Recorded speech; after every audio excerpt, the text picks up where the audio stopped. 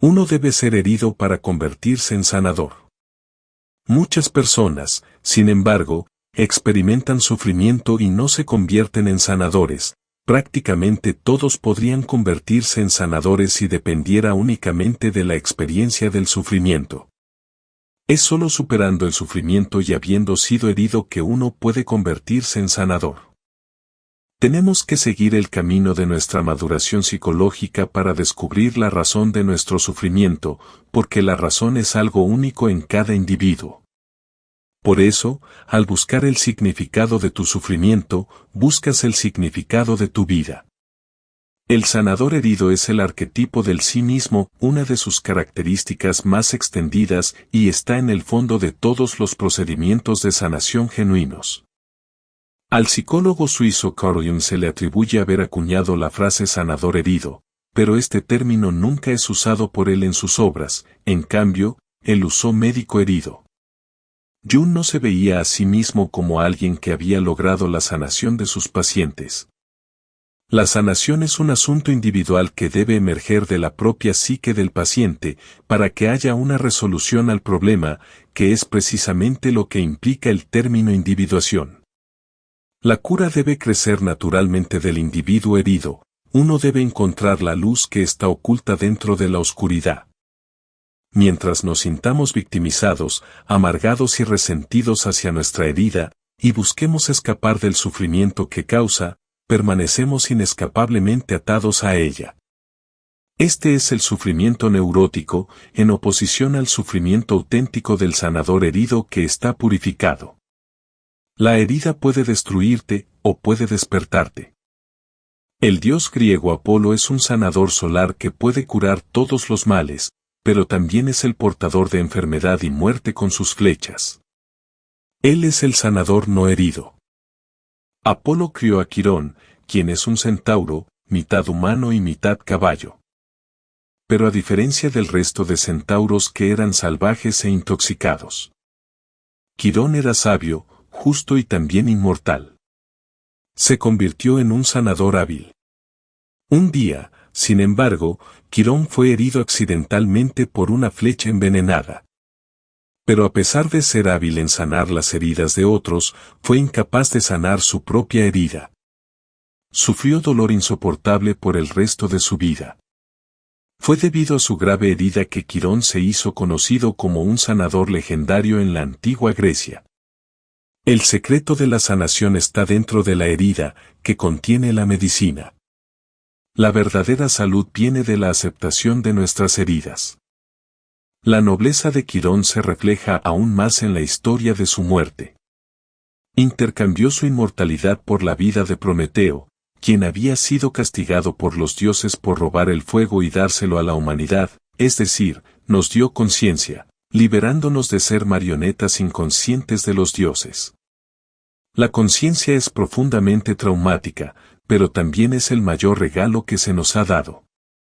Quirón sufrió el castigo destinado para Prometeo, y Zeus viendo esto, se compadeció de él. En su honor, a Quirón se le dio un lugar en las estrellas, convirtiéndose en la constelación Centaurus. Quirón representa nuestra herida inmortal que nunca puede sanar, y al mismo tiempo, es la fuente potencial de nuestra mayor capacidad para sanar, particularmente a otras personas. Cristo es la versión bíblica de la misma imagen fundamental. La diferencia es que Quirón no tuvo elección en el asunto porque la herida le sucede a él y no puede sanarse a sí mismo. Cristo se ofreció voluntariamente para el papel y podría haber escapado de su sufrimiento, pero no lo hizo. Ambos son sanadores, ambos están heridos, y ambos trascienden a los cielos al final. Esta imagen debe distinguirse del sanador saludable, Apolo, Quirón antes de la herida causada por la flecha envenenada, y Cristo antes de su crucifixión. El sanador herido combina tanto lo saludable como lo que sufre. Esto es lo que San Pablo quiso decir con la espina en su carne.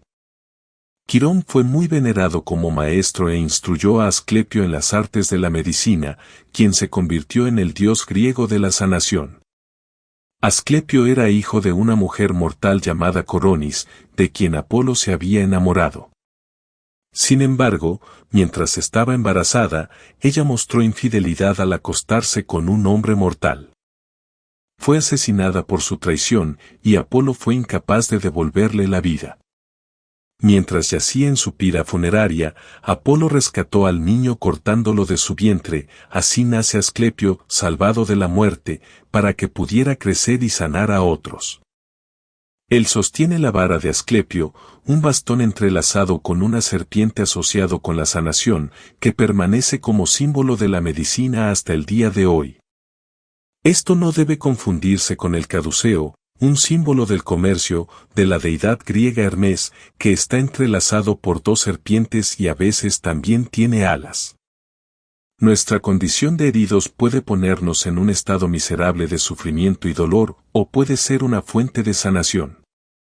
El sanador herido se refiere a la capacidad de estar en casa en la oscuridad del sufrimiento y ahí encontrar gérmenes de luz y recuperación con los cuales, como por encantamiento, dar a luz a Asclepio, el sanador solar.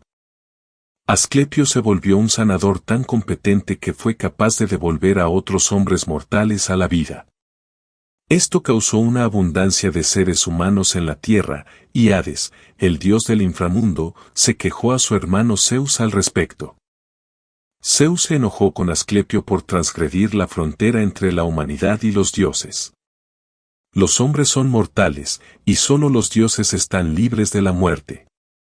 Como castigo por su crimen, golpeó a Asclepio con un rayo y lo envió al Hades. Para que él, aunque un dios, pudiera experimentar el destino de los mortales. Más tarde, sin embargo, fue resucitado y se le dio un lugar en el monte Olimpo, el hogar de los dioses.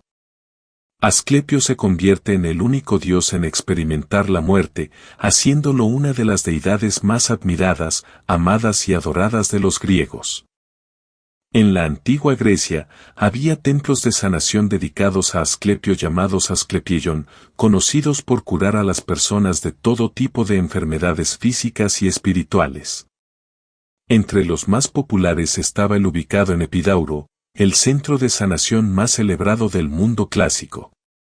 Muchos peregrinos visitarían el templo y tendrían una dieta purificadora, así como un baño que se pensaba tenía un efecto positivo en el cuerpo y el alma.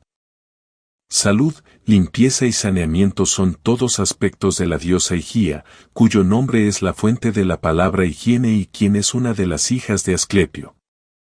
Los terapeutas de Asclepio guiarían a los pacientes. El término terapeuta deriva del griego antiguo y se refiere a uno que sirve a los dioses, y más tarde, uno que sana o ayuda a una persona a sanarse a sí misma, que es precisamente la tarea de un terapeuta.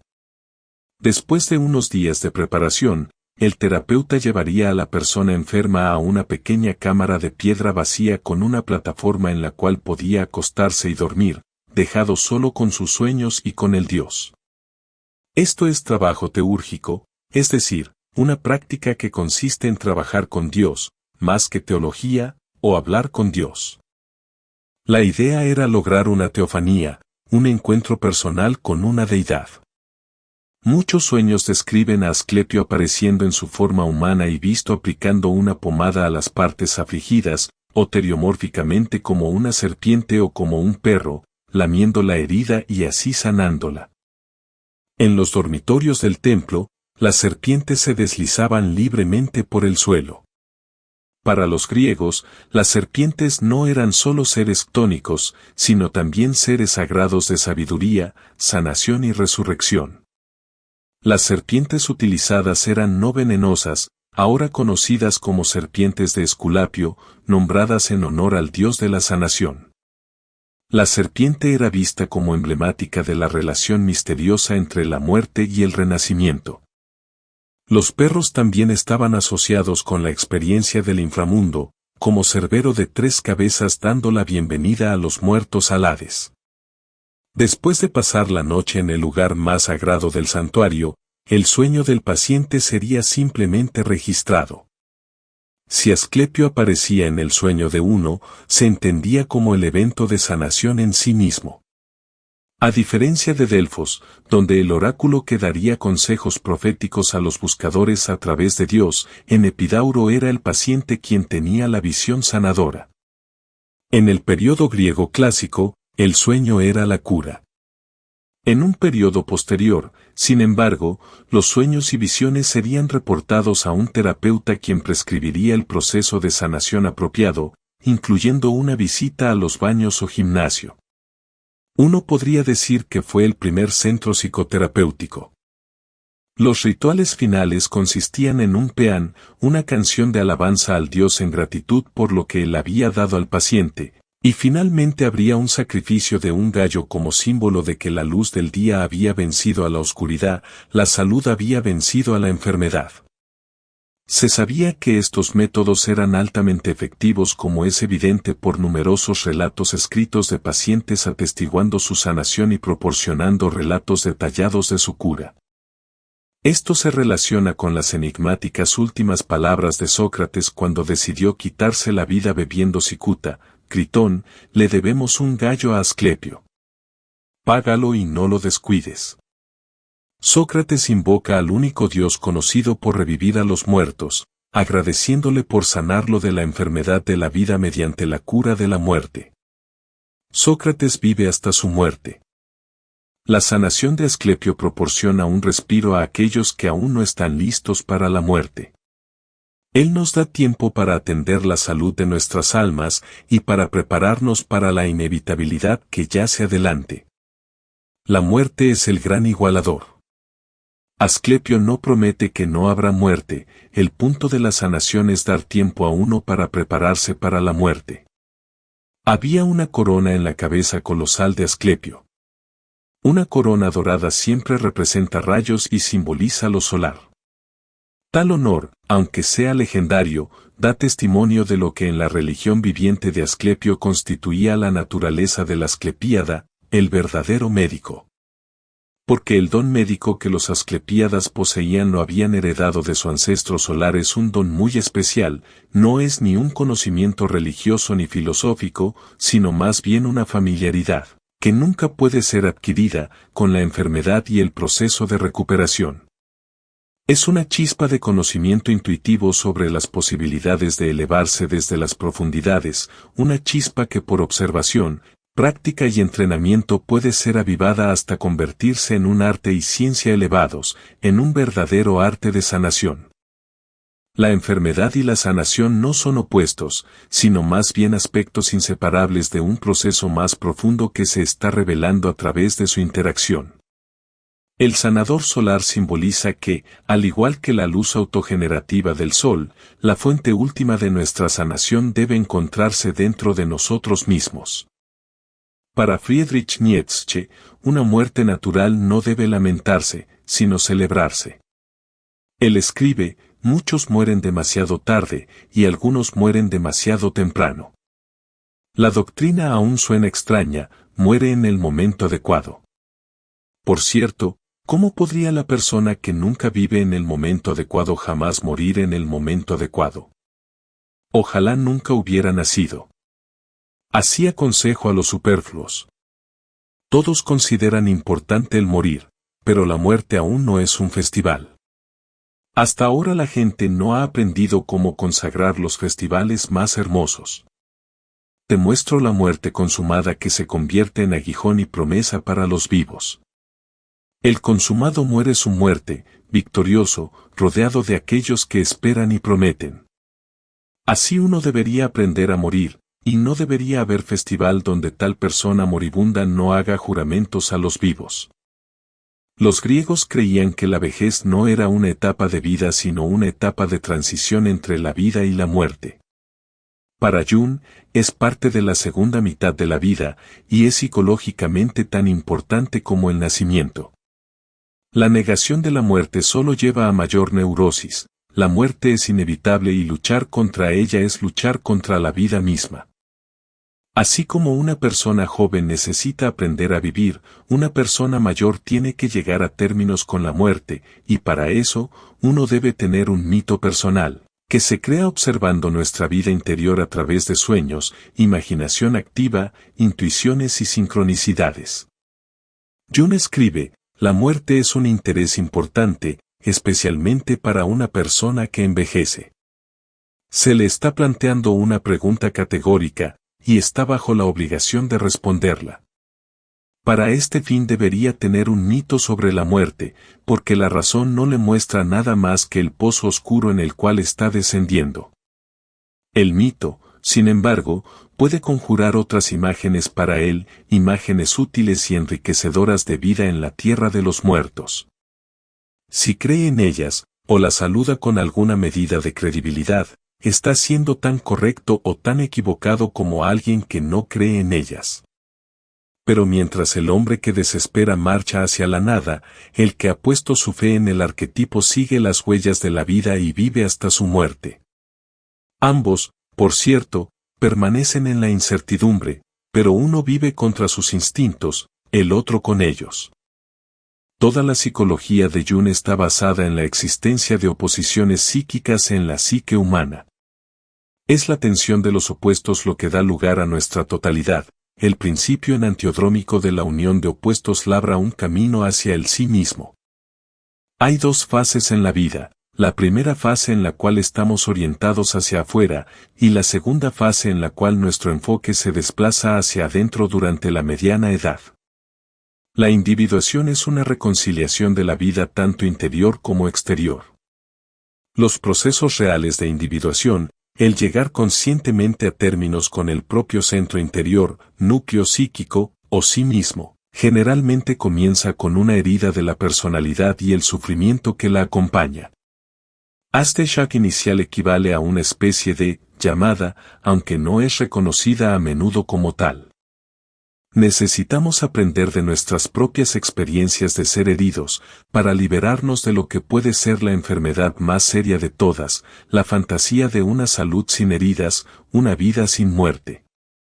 Aquellos con una carrera de sanación terminan profundamente heridos o incluso mueren como se muestra en las historias de Quirón, Asclepio y Cristo. Es un hecho que si uno entra en el papel de sanador, en algún punto uno será severamente herido. Llegar a ser individuado no es tarea fácil, es un proceso muy doloroso, equivalente a cargar nuestra propia cruz como Cristo hizo en su camino a ser crucificado.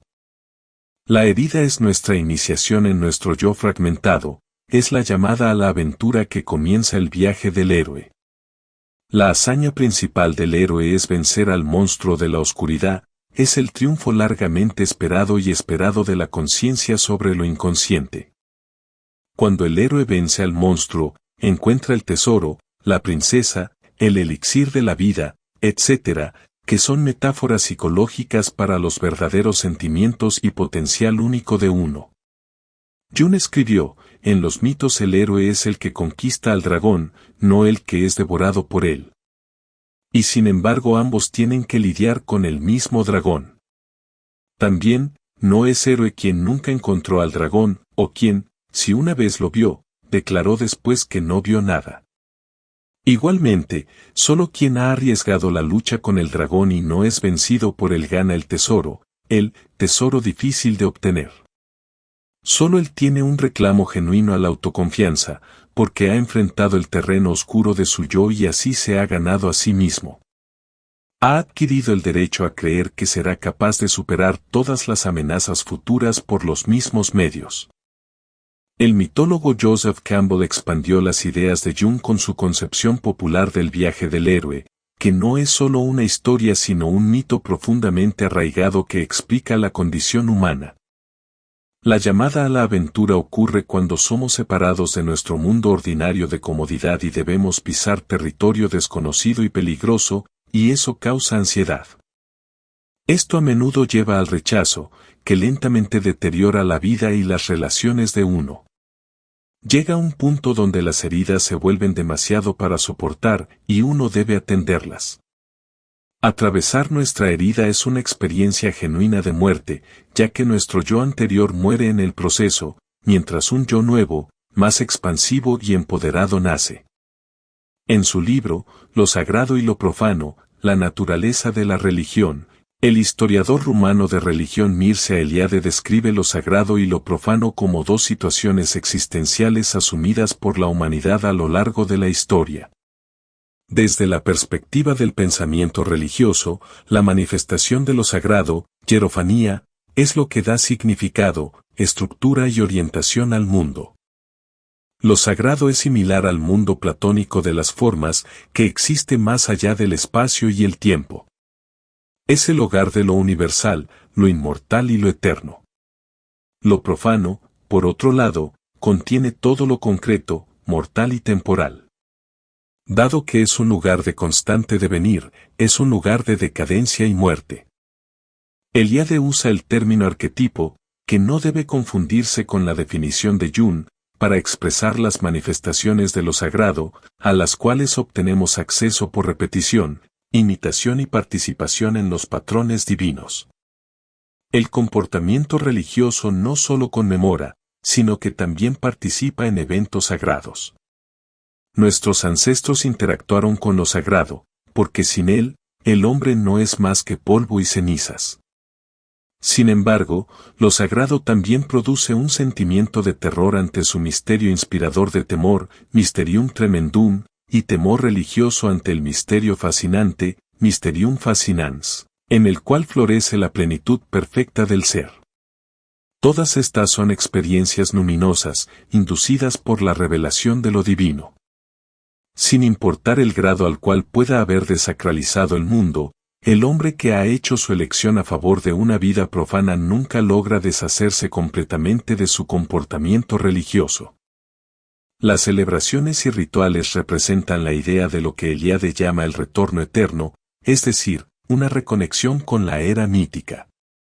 Este comportamiento aún está emocionalmente presente en nosotros, de una forma u otra, listo para ser reactualizado en nuestro ser más profundo. Cada año se convierte en una repetición de la era mítica, y podemos entrar al reino divino, transportándonos de vuelta al mundo de los orígenes. El tiempo no es una sucesión lineal de eventos, sino un círculo. El tiempo lineal, y la falta de cualquier valor inherente en la marcha de eventos históricos, el terror de la historia, es una de las razones para las ansiedades del hombre moderno. Eliade describe las enfermedades, sueños y éxtasis como una iniciación chamánica, que no se resuelve hasta que uno transforma lo profano en sagrado. Eliade deja claro que el chamanismo no es ningún tipo de enfermedad mental, sino más bien una crisis temporal que expresa la condición humana. En las iniciaciones chamánicas el iniciado a menudo experimenta una enfermedad de algún tipo que no se resuelve hasta que el individuo practica ejercicios chamánicos como tamborileo y canto hasta que se cura. Entonces es considerado un chamán en la comunidad y tiene el papel de sanador. El mago primitivo, el hombre medicina o chamán no es solo un hombre enfermo, es sobre todo, un hombre enfermo que ha sido curado, que ha logrado curarse a sí mismo. Los relatos del viaje interior del chamán de turbulencia y angustia, expresados a través de la acción estática del trance, revelan las imágenes veneradas de la psique despierta, símbolos vivientes que abarcan la experiencia humana más amplia. A través de la expresión creativa, la condición humana es elevada, mitologizada y, por fin, entendida colectivamente. El estilo de vida del chamán es casi tan antiguo como la conciencia humana misma, precediendo a las civilizaciones registradas más tempranas por miles de años. Un hilo común parece conectar a todos los chamanes en todo el planeta. Un despertar a otros órdenes de realidad, la experiencia del éxtasis y una apertura de reinos visionarios. La entrada al otro mundo ocurre a través de la acción de disrupción total, una crisis que involucra una muerte psicológica y espiritual. Hay muchas similitudes entre estos rituales arcaicos y la experiencia que las personas experimentan en psicoterapia. A menudo las personas se embarcan en una profesión de ayuda porque quieren abordar sus heridas personales, infancia disfuncional, abuso, complejo de inferioridad, etc., para sanarse a sí mismas y ayudar a otros con sus propios procesos de sanación. Psicológicamente, Todos tenemos una función compensatoria en nuestras vidas. Una persona que tiene falta de autoestima puede aparecer exteriormente como muy confiada. Una persona que piensa que no es inteligente puede pasar mucho tiempo leyendo libros y adquiriendo una vasta riqueza de conocimiento y en cada oportunidad expresa este conocimiento a otros.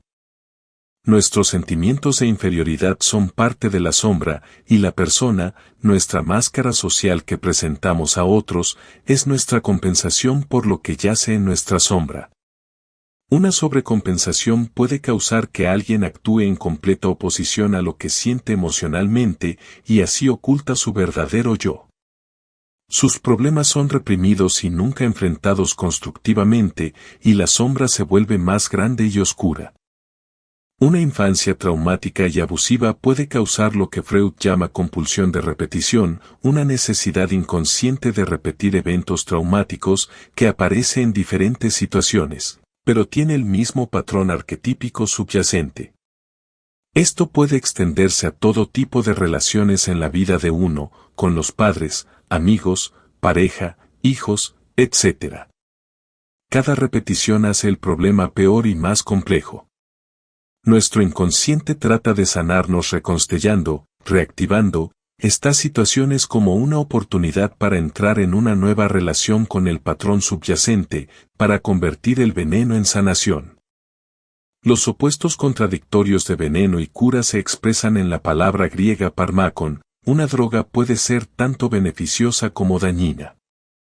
El sanador herido es uno que toma en serio sus heridas y transforma su veneno en un regalo para otorgar a otros. Esto se aplica también a la relación entre terapeuta y paciente. Jung escribió, podríamos decir, sin demasiada exageración, que una buena mitad de cada tratamiento que sondea profundamente consiste en que el doctor se examine a sí mismo, porque solo lo que puede corregir en sí mismo puede esperar corregir en el paciente. No es una pérdida, tampoco, si siente que el paciente lo está golpeando, o incluso anotando contra él, es su propio dolor lo que da la medida de su poder para sanar. Esto, y nada más, es el significado del mito griego del médico herido. Freud y Jung fueron sanadores heridos modernos. Freud en los últimos 16 años de su vida fue atormentado sin cesar por su cáncer de mandíbula hasta que llevó a su muerte. Jung estuvo al borde de quitarse la vida en su periodo de confrontación con su inconsciente. Un mes antes de su muerte, demasiado frágil para su caminata diaria, Jung fue llevado por algunos de sus caminos favoritos, despidiéndose del campo. A pesar de su sufrimiento, continuaron escribiendo y practicando, transmutando su veneno en una poción sanadora, como verdaderos alquimistas. Sin embargo, no es solo el terapeuta quien hace la sanación. Es común que el paciente proyecte en el analista la imagen del sanador, y cuando no hay progreso, el paciente se enoja y tal vez deje la terapia y eventualmente regrese de nuevo. Esto se conoce como transferencia y es un fenómeno típico en terapia. El paciente puede, por ejemplo, transferir inconscientemente sus sentimientos sobre su padre abusivo al analista y el analista debe tener cuidado de no involucrarse en contratransferencia, en la cual el paciente le recuerda al analista a alguien en su vida. El analista tiene que estar preparado para no proyectar sus heridas en el paciente ya herido. Deben desarrollar un mapa claro de sus heridas, en el cual sean capaces de describir sus experiencias de ser heridos, cómo se sintieron durante su periodo vulnerable, y cómo lidiaron con ello. Nuestras heridas pueden convertirse en un manantial de sanación para otro. El doctor es efectivo solo cuando él mismo está afectado. Solo el médico herido sana. El analista toma el sufrimiento del paciente, lo comparte con él, y sufre con él. Esto tiene un efecto sanador, así como el sufrimiento de Cristo es misteriosamente curativo para otros, por sus heridas somos sanados. Jung aprendió a través de su práctica que solo el analista que se siente profundamente afectado por sus pacientes podía sanar, y el analista no puede llevar al paciente a un lugar donde el analista nunca ha estado. Esto no es solo una cuestión de empatía sino de conocimiento, gnosis, de lo que es el trabajo del alma y cómo importa. En algún momento, el paciente también debe darse cuenta de que el potencial para la curación reside dentro de sí mismo. El analista actúa como un psicopompo o guía espiritual para el paciente. Puede ser extremadamente útil tener aliados para derrotar al propio dragón, que simboliza los miedos, obstáculos, dificultades o represiones de uno. Pero uno debe dar el golpe final al dragón por sí mismo. Jung escribió, el punto crucial es que me enfrento al paciente como un ser humano a otro. El análisis es un diálogo que requiere dos participantes. El analista y el paciente se sientan frente a frente, cara a cara, el doctor tiene algo que decir, pero también el paciente. Mientras el analista desempeña el papel de sanador, sus heridas viven una existencia sombría y pueden ser reconteladas en situaciones particulares, especialmente cuando trabaja con alguien cuyas heridas son similares. La sombra del paciente herido, por otro lado, es su sanador interno. Por lo tanto, la relación inconsciente entre analista y analizando es tan importante como lo que se comunica conscientemente en términos del proceso de curación. Puede ser una experiencia transformadora para ambas personas. La curación puede tener lugar solo si el analista tiene una relación continua con el inconsciente. De lo contrario, él o ella puede identificarse con el arquetipo del sanador, una forma común de inflación. Esto se conoce como complejo de Asclepio, donde el terapeuta lleva la curación demasiado lejos, así como Asclepio devolvía a las personas de la muerte. El terapeuta cree que tiene poderes divinos de curación, y que no hay necesidad de una relación personal. Jung tuvo un sueño en el que su paciente era un gigante y él era muy pequeño. Los sueños son a menudo de naturaleza compensatoria, por lo tanto, Jung se dio cuenta de que había estado mirando hacia abajo al paciente. Cuando ajustó su actitud, la relación y la curación del paciente fueron mucho mejor. Jung siempre les decía a sus estudiantes que debían en todo momento vigilarse a sí mismos sobre la forma en que están reaccionando a su paciente y ser conscientes de no proyectar sus heridas sobre el paciente herido.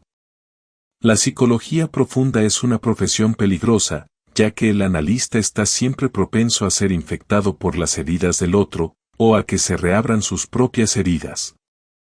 Jung veía los conflictos psicológicos, o las heridas emocionales, no necesariamente como una enfermedad, sino como una iniciación en un proceso que nos abre al inconsciente. El arquetipo del sanador herido se constela a través de nuestras heridas. Así como una herida física necesita ser limpiada, vendada y darle el tiempo necesario para sanar, también las heridas psicológicas necesitan ser curadas removiendo las influencias negativas, creando y manteniendo un ambiente en el que la curación pueda tener lugar y teniendo la paciencia necesaria para permitir que la energía natural realice el trabajo de crecimiento y curación. El evento de nuestra herida nos envía en un viaje en búsqueda de nosotros mismos. Es un evento luminoso. A través de nuestras grietas es donde entra la luz. Nuestro yo fragmentado es la puerta de entrada al reino transpersonal y arquetípico, el patrón maestro y guía última en nuestras vidas, hacia la sabiduría infinita del sí mismo. Es una idea arquetípica, universal, que volverse quebrado, aunque por un lado aparentemente oscurezca nuestra totalidad, es en realidad una expresión de ella. Es como si alguna forma de destrucción fuera un prerequisito para la individuación y fuera necesaria para el nacimiento del sí mismo. El sufrimiento es colectivo, puede tomarse como una señal de que ya no estamos sufriendo por nosotros mismos, sino más bien por el espíritu de la época. El microcosmos y el macrocosmos son uno y lo mismo. A través de transformarnos a nosotros mismos, transformamos el mundo. A través de transformar el mundo, nos transformamos a nosotros mismos. Somos partes interdependientes de un ser mayor, que todo lo abarca, total y sagrado. Darse cuenta de esto es tener una expansión de conciencia. El arquetipo del sanador herido simboliza un tipo de conciencia que puede sostener los opuestos aparentemente mutuamente excluyentes y contradictorios de ser conscientemente consciente tanto de nuestra condición herida como de nuestra totalidad al mismo tiempo. Los problemas más grandes e importantes de la vida son todos en cierto sentido insolubles. Nunca pueden ser resueltos, sino solo superados.